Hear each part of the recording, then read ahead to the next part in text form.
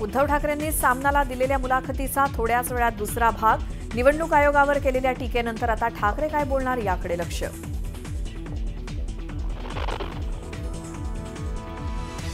मुंबईतल्या सोफिटेल हॉटेलमध्ये मुख्यमंत्री फडणवीस आणि आदित्य ठाकरेंची वेगवेगळ्या कार्यक्रमांना हजेरी, मात्र दोघांची भेट अथवा कोणतीही चर्चा नाही. न्यूज 18 लोकमतला सूत्रांची माहिती.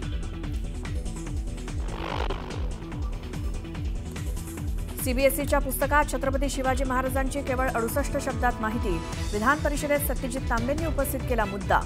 केंद्र सरकारशी चर्चा करणार, मंत्री पंकज भोयर यांचं आश्वासन. ओला, उबर कॅब आणि रिक्षा चालकांचा संप स्थगित. मंगळवारपर्यंत सरकारला वेळ. मागण्या मान्य झाल्या नाहीत तर बुधवारपासून पुन्हा बंदचा इशारा.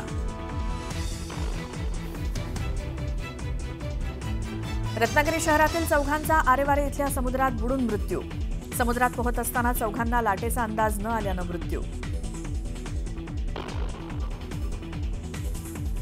पुणे शहराच्या अनेक भागांना पाणीपुरवठा करणारी मुख्य पाईपलाईन फुटली. शहरातील अनेक भागांमध्ये राहणार पाणीपुरवठा बंद. आळंदीत तुकोबा येणार माऊलींच्या भेटीला. परतीच्या प्रवासादरम्यान संत तुकाराम महाराजांची पालखी आळंदीत दाखल होणार. रात्री 8 वाजण्याच्या सुमारास होणार संत ज्ञानेश्वर माऊली आणि जगद्गुरू संत तुकाराम महाराजांचा भेट सोहळा.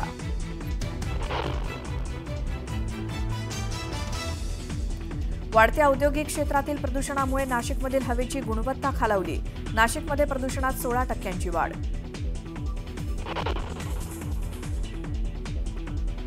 देखभाल दुरुस्तीच्या कामासाठी मुंबईत लोकलच्या 3ही मार्गांवरती मेगा ब्लॉक.